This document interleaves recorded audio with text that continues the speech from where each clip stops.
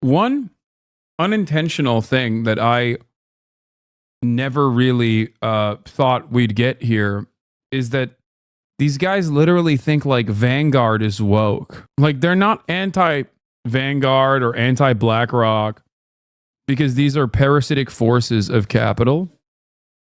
But instead, they're anti those things because they think those institutions are doing woke. And at this stage, like, I don't know. I don't know how to combat that. You know what I mean? Like, and I don't even know if we should. Like, okay, yeah, you're right. It's woke, man. You're right.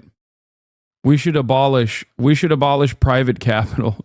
We should abolish financial institutions because they're too woke. I agree. Yeah. Joe Rogan has weighed in on his best buddy, Elon Musk, and his efforts to try to cripple and dismantle our government by making cuts all over the place. Hasan Piker broke all this down on his show. We're going to take a look at clips from Joe Rogan's show, from Hasan Piker's show. I have my opinions about this too. Let's check it out together. Joe on the crazy USAID spending being uncovered. I just never thought I could spend years and years talking about USAID being utilized in incredibly inappropriate ways. Okay. And these guys are just destroying. These guys actively have destroyed that. They've undermined it. It's like saying the CIA is woke. We need to shut it down. Oh my God. Can you imagine? Like Joe Rogan starts talking about how the CIA is doing woke and gay in other countries and we have to put an end to it, you know? And then they do. I feel like you can get these guys to be on board with anything as long as you say it's woke and gay. USAID thing that's going on. You know, Mike Benz has been on that like a pit bull. And I've been following him on X, and he's going to come back on here and kind of explain everything. But he explained it the last time he was here, and I don't think I really grasped it until Elon's 6 wizards. He brought in some young wizards to go in there and go over the books, and they are just finding crazy shit. It's great, and it's so interesting. I was listening to a left-wing podcast today. I like to mix it up. You know, I listen to all kinds of different stuff, and it was like I was listening to a different world. Like, they weren't even talking about all of this. Yeah, because the truth is both. No, if he was listening to me, he would have heard me say that USAID both works to do soft power with actually good initiatives like, you know, anti-famine initiatives or, you know, trying to stop the spread of disease. But also simultaneously, they do a whole deal of, I mean, they basically are a part of the State Department in general, not directly under it, but they work in collaboration with the State Department to advance America's agenda. How did they help out in Gaza? Here's a great example. They made a memo in Gaza where they escalated this memo all the way to Anthony Blinken, where they were like, there's a famine happening in Gaza. Anthony Blinken read the memo and said, yeah, no, I'm going to go ahead and say, no, that's not the case. Also, thank you, nasty little shit, for the 50 gifted subs. Upset at the general pattern of a failure to recognize how right those of us who hypothesized that there was a racket that had overtaken our entire governance structure, we turn out to be absolutely right about this, and no one's going to mention it. That's mind-blowing. It's very strange that the media is ignoring it, especially the left-wing media. It's just too big of a win for the right, and so they're just ignoring it. And then they're just highlighting the good things that USA did, which I'm sure it probably did. Probably had to do some good things to like at least justify its existence. As a cover story, I'm not even sure. Maybe it doesn't change anything. Obviously, this was a mechanism used to funnel money to all sorts of things that we didn't vote on, that don't make sense in light of our constitutional structure. And This is amazing. They've arrived at like somewhat of a correct conclusion, but from the opposite side. Like, what do they mean by this? I don't understand when they're saying like, oh, the USAID is doing like unconstitutional stuff, that it's an influence peddling operation. And I don't know what they mean when they say this. They can't possibly mean like, you know, USAID is utilized to sometimes destabilize foreign adversaries. Like, there's no way, because I feel like they would like that. These guys are pro-American empire. They think it's like DEI, woke and gay to say that you're not pro-American empire. So I think it's just the mere words that they hear of woke and DEI, and they go, oh, it's a bad thing, you know? And it's wild, like Hasan is saying here, they're pro-American empire, so they're going to overlook the gigantic source of waste of our taxpayer dollars in all the trillions and trillions of dollars that are spent on wars. They want to completely overlook that. So it's like, yes, you know, you see these numbers and it was 500 million on this and it was $1 billion on this and all that. And this is assuming that Elon and his goons are telling the truth about these various expenditures. So they're just, you know, I'm seeing it all over social media. People are like, there was this much money for this and this much money for this and this much money for this. And just, they're just blindly accepting it because Elon says so, which is crazy. There's no oversight on this. We have no idea that these are actual real numbers and they're just not making stuff up. So that's the first problem with it.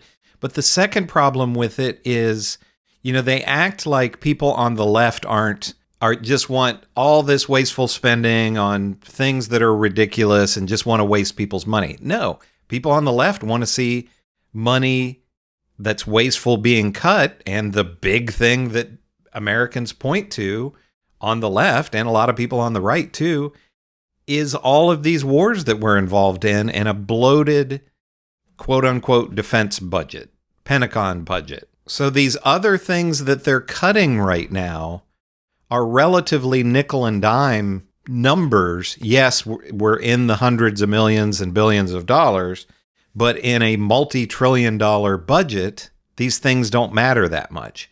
Analogies between the government and your household budget, which right-wingers love to make, are generally ridiculous to me. But just to put things in simple terms, you know, if somebody was $100,000 in debt and they were spending thousands of dollars a month going out and partying and buying expensive dinners and all this kind of thing, it's kind of like a few years ago, Johnny Depp did an interview and he was having some money problems despite all the millions and millions of dollars that he had made. But the reporter said, you know, I heard or read somewhere that you're spending $50,000 a month on wine. And Johnny Depp laughed and he said, well, it's more than that. So it would be like if Johnny Depp's accountant went to him and said, hey, Johnny, you know, we got to cut back on your spending. And instead of looking at the $50,000 a month on wine, his accountant said, oh, you know, every 2 weeks you're spending $5 on chewing gum. You know, that's basically what this is. They're going to completely ignore this gigantic area of waste to cut these other much smaller areas. You know, I obviously have concerns like everybody else about where this train takes us, but seeing that structure broken up it's a huge relief. They gave $27 million to the George Soros Prosecutor Fund. So our own government. There it is, George Soros, their number one boogeyman. What? Is funding this left-wing who is hiring the most insane prosecutors who are letting people out of jail who commit violent crimes. And that's exactly how this racket works. What are they talking? Chat, I'm asking in all sincerity. I have no. What is the George Soros Prosecutor Fund? I know that conservatives always say like woke DAs are being hired by George Soros. There's like 8 different conspiracies that they tied together. Wait, yeah. East West Management Institute, an organization partnered with George Soros, Open Society Foundations in the last 15 years. Okay, George, this isn't prosecutors though. This is American foreign policy.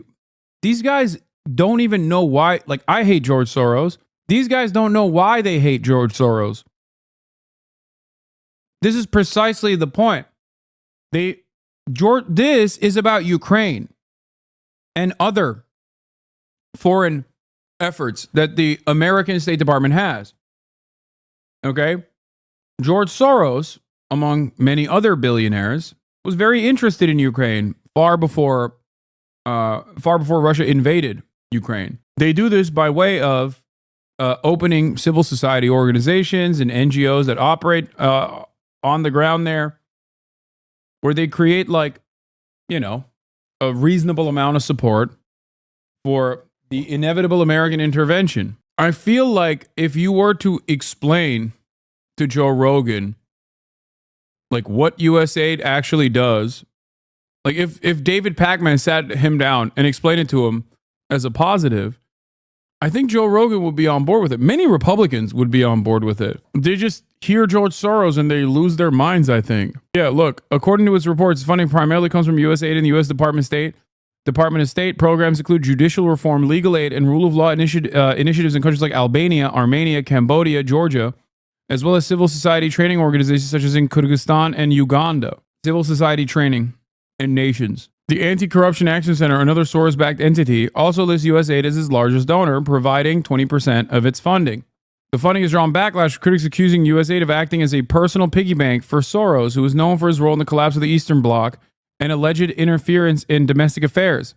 He didn't spend his own money to destroy American justice system. He used ours, one social media user commented. Chat doing a 180 in 10 seconds.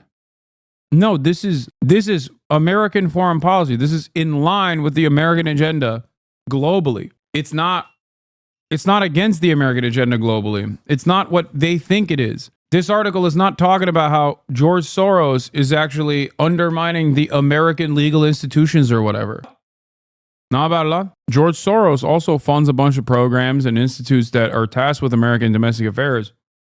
But what they're talking about here is specifically foreign intervention. This is in line with Americans' agenda.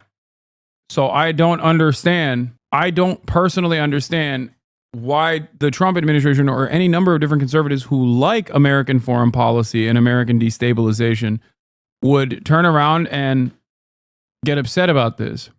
But let's continue. That the ability to tax the American public and then effectively get us to pay for being propagandized, for being surveilled, that's the game. And I don't know what era we currently live in. Obviously, there's a lot that's confusing about what the Trump administration is up to, but I don't think any reasonable person could be unhappy that we are exiting that era. I'm going to read off some of the things that this guy, Kanakota the Great, on Twitter listed, and this is off the Jesse Watters show. Okay, so I'm not even going to get into Joe Rogan reading off these things because he got it from, what was it, Kanakota the Great on Twitter? I mean, a top source on all things USAID or USAID, right? And this is a thing that's amazing to me about these figures like Joe Rogan and even, Donald Trump, the president of the United States. The president of the United States will spew conspiracy theories that he just got off of a website or some paper somewhere or something, instead of going directly to the sources and saying, hey, I'm the president of the United States. I'd like to talk to you about this and ask you some questions. The same thing with Joe Rogan. He doesn't have quite the power that Donald Trump does, but he has a lot of power. He could get somebody from USAID on his show and ask them questions. I'm sure someone, or even, if maybe somebody within the department would not be willing to go on the show, he could get somebody who worked there before, maybe. Now, maybe that person would have an axe to grind. I don't know.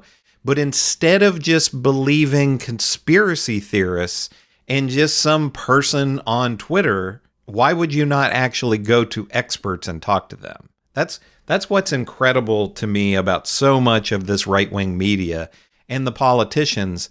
They could access experts on all of these, unbiased, non-biased experts on all of these various topics that they want to talk about and get the truth, but instead they're going to get some dude from Twitter what he had to say.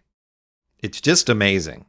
But I agree with Hasan here. They don't know, Joe Rogan and this other guy on his show and all these other right-wingers, they don't know what they're talking about. And it's been incredible to me to just see all of them fall in line to be against an agency that they knew nothing about a week ago. They cared nothing about, even if they'd heard of it before. And now all of a sudden it's one of the top evils out there that we have to eradicate. And they all fall in line behind exactly what Donald Trump and Elon Musk have to say. No critical thinking at all. And so many of the people that are posting this stuff on various forms of social media are getting it from Joe Rogan because they're doing no critical thinking. It's incredible. I mean, it's a wild time to be alive. Let me know in the comments what you think about all of this with Joe Rogan and Hasan Piker. Make sure to give me a like and subscribe. I'm Chris on Culture, and I'll see you in the next video.